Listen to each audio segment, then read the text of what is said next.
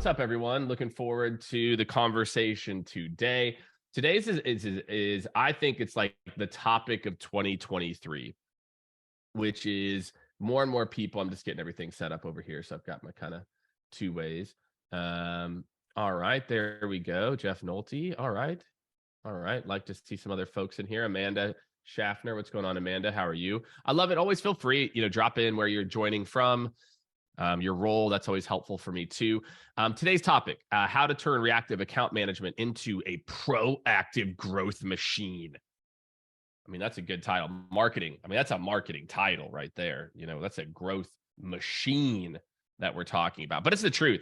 I can't tell you how many conversations I've had with CEOs over the years, and they're like, Jake, we got to build outbound. I said, okay, tell me more. Well, we've already got all these great current customers. Okay. What do you think's easier? Current customer growth, and by easier, I mean shorter contracts, higher contract value. Current customers, inbound or outbound? They're like, well, current customers, of course. I'm like, yes. What's next? Inbound. Yep. Okay. What's next? Outbound. Then why are we spending 95% of our time talking about outbound? What's going on? Ari's out in Dripping Springs. Ari, I don't know how bad you guys got it out there in terms of the ice storm, but Dripping Springs is a lovely place, very close to Austin.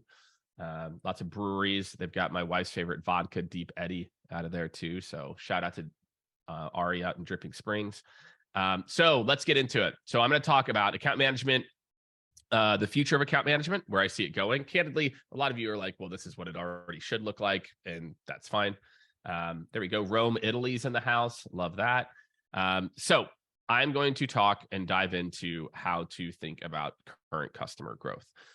First, I'm going to zoom out a little bit here. All right. Calling in from DC. What's going on, Whitney? How are you? So I'm going to zoom out a little bit, and I'm going to say, look, what I have seen historically in my career is that there are great people that are sellers, and there are great people that are account managers. And candidly, a lot of the DNA, despite what you hear, is actually very similar. Meaning, and I can tell you early on, my actually account management team turned out to be some like kind of making the move over to my sales team, which a lot of people are like, wait, what do you mean? Like, I thought account management's like, I don't really like sales. Like, well, then then I think you're hiring the wrong people. I've always really hated the farmer analogy.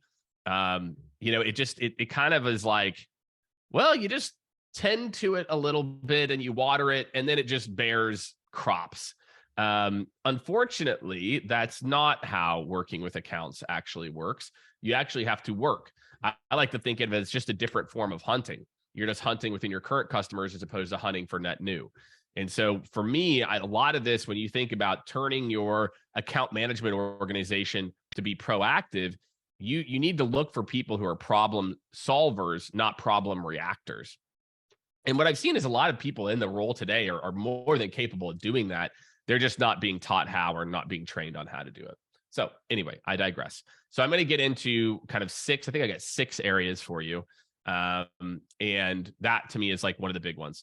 So it all starts with this concept that I have coined. I think I've coined this. Like, I don't know what's going on. Alex from London's in the house. By the way, Alex, I'm coming to London. I think I need to get there. I'll probably be there in April. So stay tuned. I'm going to be doing some exec dinners and other things in April, I think in London or Dublin. So stay tuned for that. All right. So the very first thing, number 1, you're trying to turn your account team into a growth engine. Number 1, this one is absolutely critical. Okay. Number 1, it is start with this concept I call the 120-day renewal. Okay. What this does is it makes sure that we have set touch points based on the tier of customer. I'll talk about that later. That what we then do is we make sure that we're talking to our customers, not like literally 2 weeks before they're supposed to renew, right? How many of you have a renewal process where it's like it kicks in 45 days before and we haven't proactively been engaging for many, many months? Lots of you. So I want a lot of you to think about this idea here is 120. At 120 days out, we have the business review. Let's talk about what worked, what didn't work this year, priorities that you're starting to think about, etc. Great. Then next at 90 days, like, okay, what do we think the partnership's going to look like? Great. Day 60, I've got version 1 of the contract. And by day 30, I've got the final contract. This thing is signed, sealed, and delivered. way before the renewal is done. I am telling you right now, this 120-day renewal process, TM, it's amazing because it works, and your team and like the customer love it because you're not scrambling like the other vendors, and the teams love it because there's just a very simple and easy to execute process. So I would just encourage all of you, think about this idea of the 120-day renewal process. I don't care if you have a more transactional sale, if you have a really big enterprise sale, either matters, or either is a good potential fit. Next up, this one's key. Okay, I put stay relevant. Okay, but what does this mean? I'm just going to tell you this right now, and I'm sure I'm going to talk about this later too, because I'm sure my team put this in here. Let me tell you this: nobody has time to catch up, touch base, or check in. Okay, run that back. No client has time to check in, touch base, or catch up. If you want to know why your current customers consistently cancel on your team, you're like, Jake, we want to be proactive, but they never show up. It's very simple. It's that you're not adding any value and you're not staying relevant. Right now, your customers have no clue what's going to happen in 2023. 2023 is a year of unknowns, 1,000,000%. It is your job to stay up to speed on that. Okay, I'm going to give you the cheat code. It's called Chat GPT. Okay, you all have heard me do this. I think I even shared my screen last week.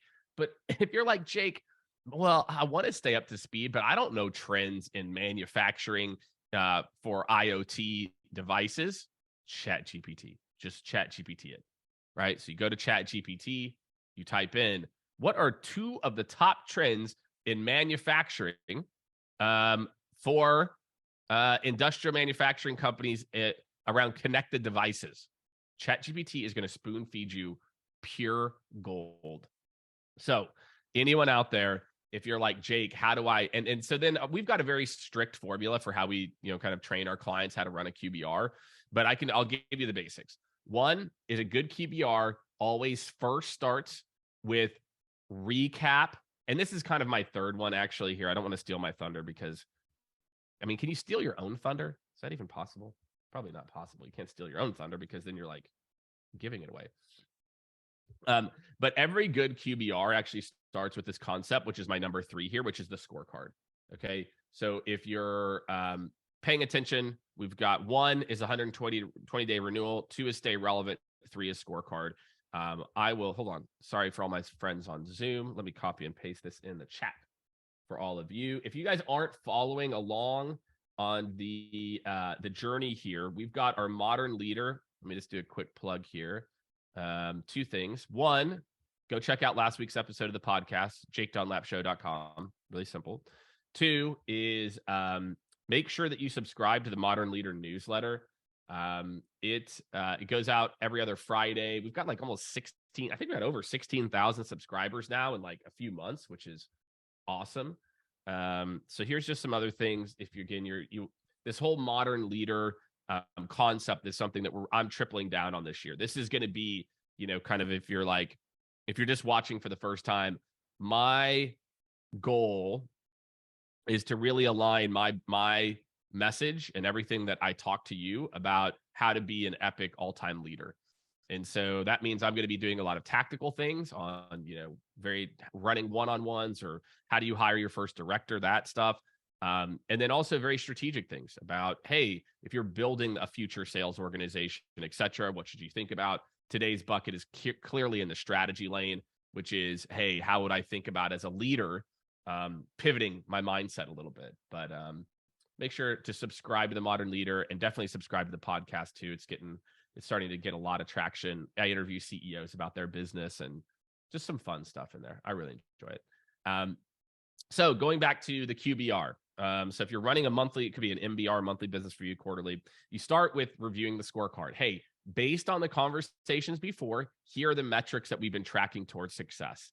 Now, here is the pro tip. If you all are looking for something, let me tell you what minute we're at right here. We're at minute 10 minute and 22, 3, 4 seconds right now. This is the spot you're going to want to tag your CS leader, or just mark it for yourself, 10 minutes and 30 seconds. at the end of saying, here's what we're tracking, you have to ask this question. What's changed since we last met? That most people ask, they say, hey, here's what we're tracking. Okay, great. So yeah, it looks like things are going well, blah, blah, blah, blah, blah. I am telling you, in today's market, people get new bosses, priorities change, people do layoffs. You never know. Go into every meeting assuming something has changed. If you start to assume that things have changed, I am telling you, you are going to be in a very, very, very good place on a consistent basis. So then come renewal, it won't actually, like, you'll actually know what the priorities are. You won't have aligned to a priority that was a priority when they bought, a year ago or 2 years ago.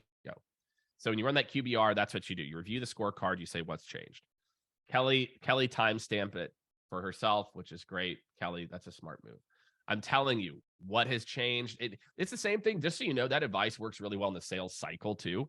So like, let's say you have a good for discovery meeting with somebody, then you have a second meeting and a third meeting. On the third meeting, I'm going to say, great. So based on the conversation, here like our 3 main reasons for wanting to partner. What's changed? Assume things have changed. Don't go in. They'll tell you if things are the same.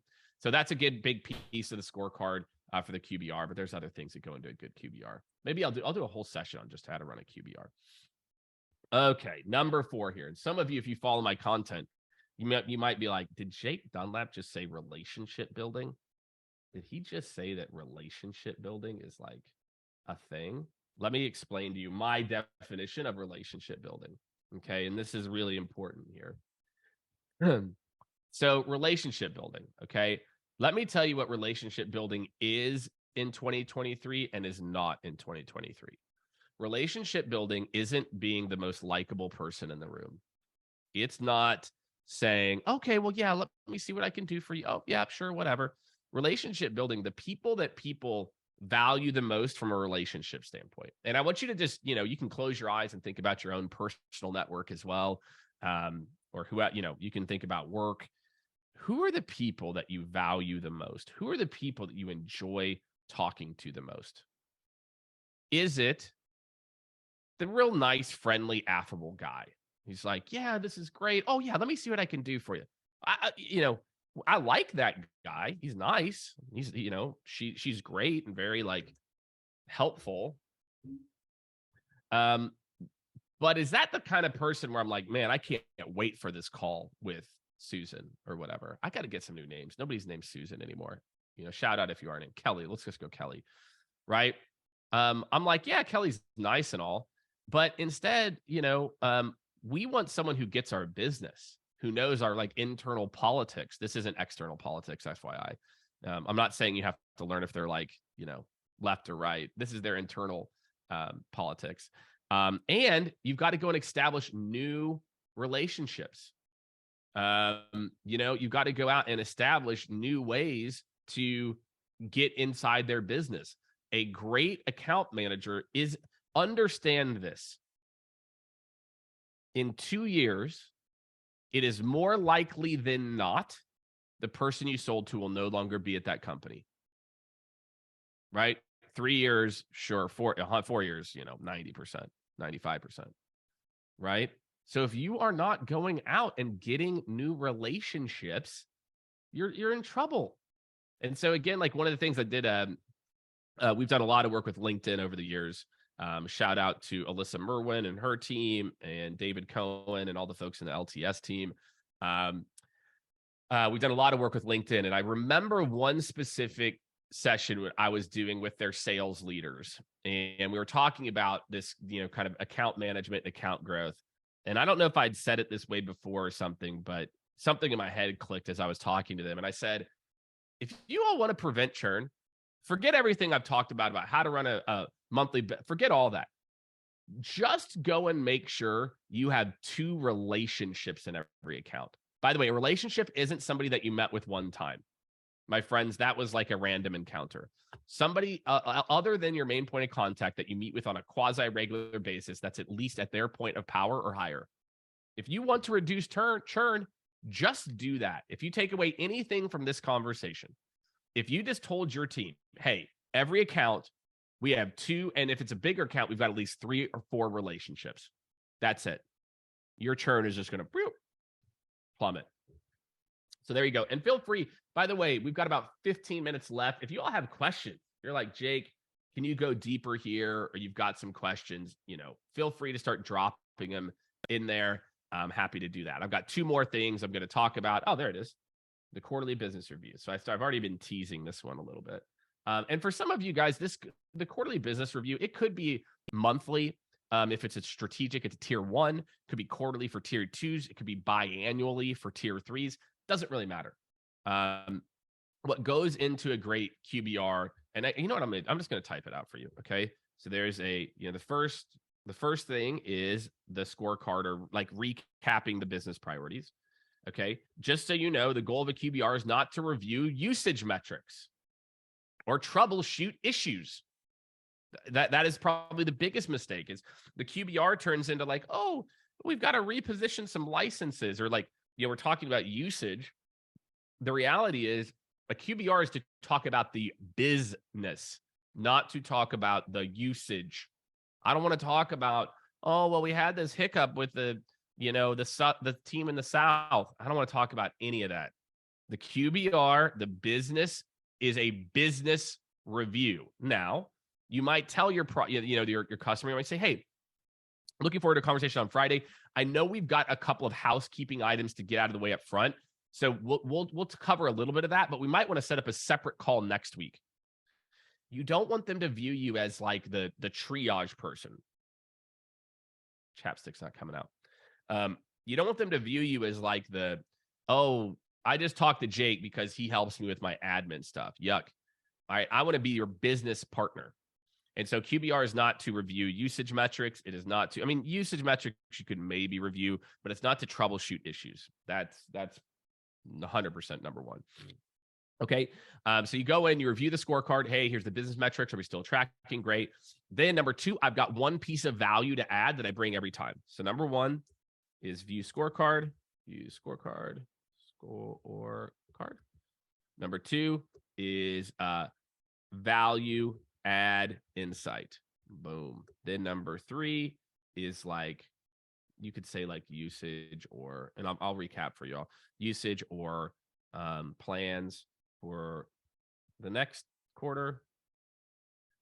And then referral ask. I'm going to copy and paste this in for y'all. And then referral ask and end meeting. This is what goes into a good QBR. All right. I will send this over.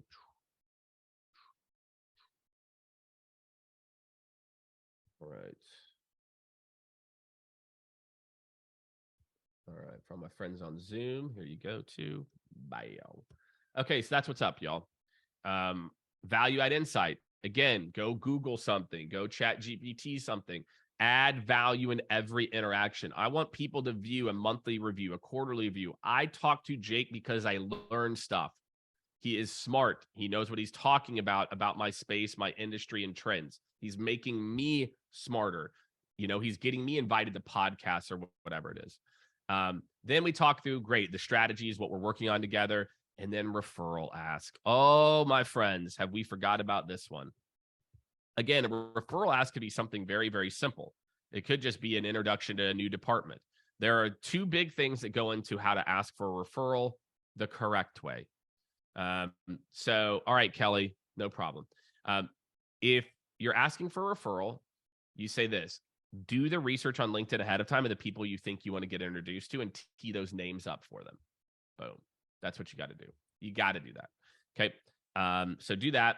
And then number 2 is say, great. So, hey, I saw on LinkedIn that your counterparts in the UK are John and Sally. Do you ever work with John and Sally? Yeah, I know John. Okay. If you don't mind, if I tee up a quick email for you, would you mind forwarding it to them really quickly? Thank you. Find the people, offer to tee up, suggest that you're going to tee up the email.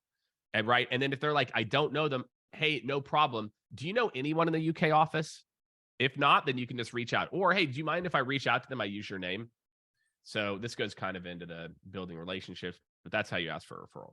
Tee up the people. And after you tee up the people, offer to, I didn't put it in for my Zoom friends. Let me just put in 5 too.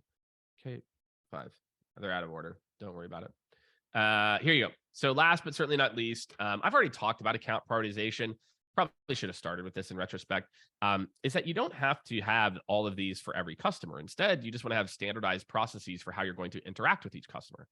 It could be if somebody's spending $1,000 a month, maybe with them, I've got every 60 days we connect. And then on the fourth month, I send them a gift.